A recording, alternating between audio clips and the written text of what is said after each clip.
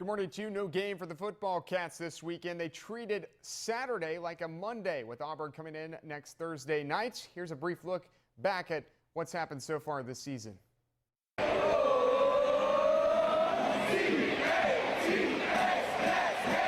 wins away from being bowl eligible. Out of the gun, gives it to Kemp, trying to get outside right, running for the pylon. Touchdown, Kentucky!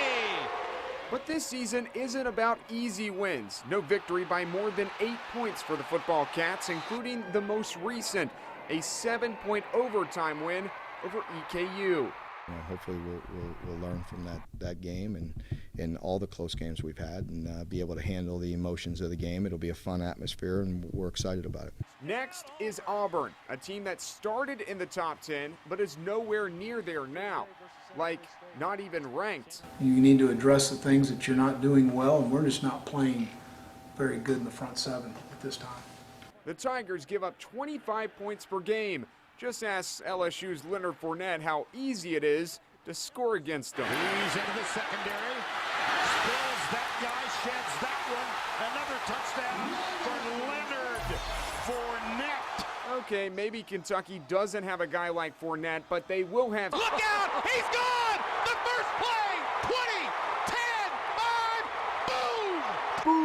Boom! Williams back after he missed the last game with a personal off-the-field issue. Yeah, like I said, it sucks being able to not go out there and help your team and knowing that you can go out there and contribute in so many different ways and be able to help those guys. But everybody in this building supported me and helped me get through what I need to get through. And thanks to those guys, because without those guys, I don't think that I would have been able to do it. Finally, the quarterback situation. Regardless of the inconsistencies by Patrick Towles and his offensive line at times, you have to think, if it wasn't for Towles making plays like this. Right side. Let's see if they come. They do. Cats pick it up. Nice block by Kemp. He floats it down the near side. He's got Madep. Pulled down. Touchdown! Kentucky! Or this.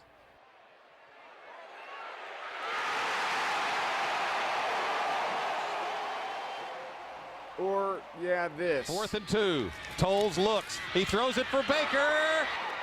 Did he get it? Touchdown! Kentucky!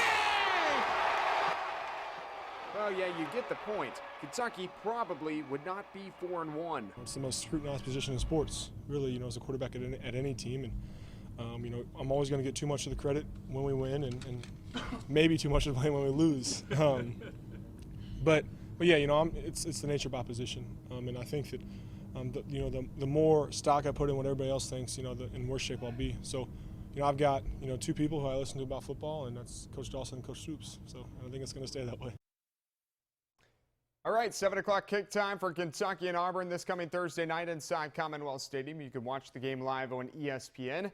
Auburn also didn't have a game this past week. A win for the football Cats means they would move to 5-1 for the 2nd straight year. That would also give them a 3-1 record in the SEC. And with Tennessee beating Georgia yesterday, that's be a pretty big win.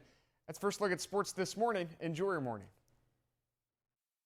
Good morning to you. The Morehead State Eagles back at home this weekend for homecoming. The Eagles pitching back-to-back home shutouts and entered yesterday's game having not allowed a point at home since November 15th of last season.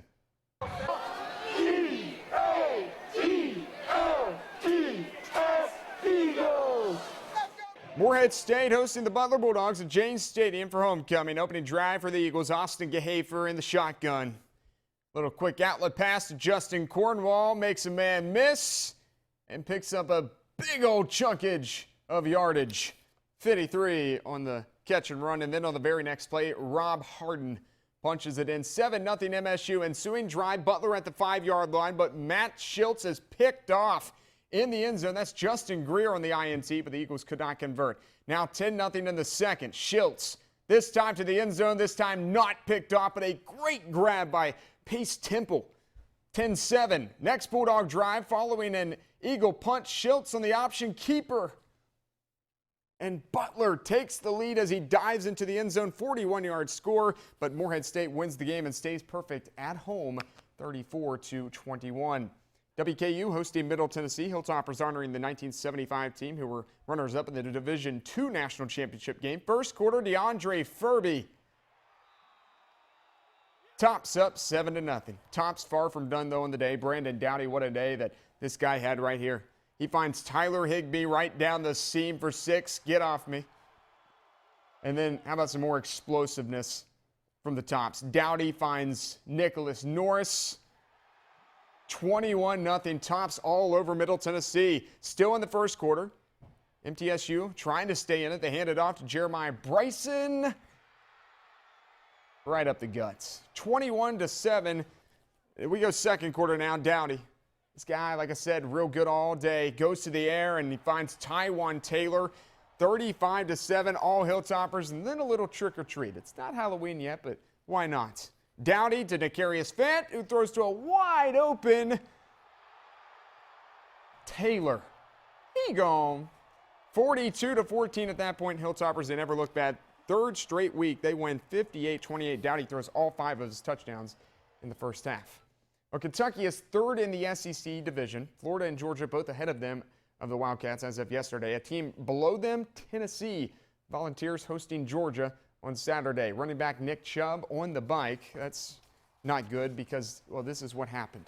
In the very first play of the game, Chubb, oh, that's gruesome, injures his leg, and he would be out for the rest of the day.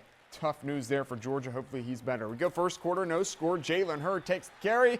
Oh, the ball pops out and right into the hands of Leonard Floyd.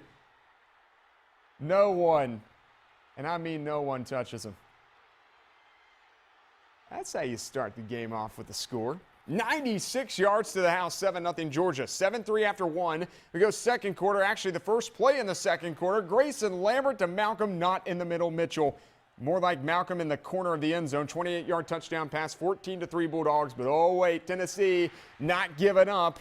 Right before the half, ball's down 24-3, but they make a huge comeback starting with that Josh Dobbs to Josh Smith 39-yard hookup. And then on the ensuing kickoff, Georgia. Oh, fumbles. Tennessee's got it. That leads to Alvin Kamara for this touchdown pass. Tennessee comes all the way back and beats the Dogs 38-31. Sad week with all the flooding in South Carolina. The Gamecocks decided to go down to Baton Rouge instead of the regular scheduled game at home. There's Leonard Fournette, the beast. There's all ball coach. Let's do it. Go second half. LSU up 17-10. Feed the beast. There goes Fournette. Heisman front runner? Yeah, probably. I don't even think it's close. 87-yard return, 24-17. He had 20 carries for $158 on the ground in that touchdown right there. Later in the quarter, Brandon Harris to Trevon Durrell. 62 for a TD. 10 plays, 80-yard drive. LSU up 3 touchdowns at that point, and number 7, LSU stays perfect, 45-24 over South Carolina. That's final look at sports this morning. Enjoy your morning.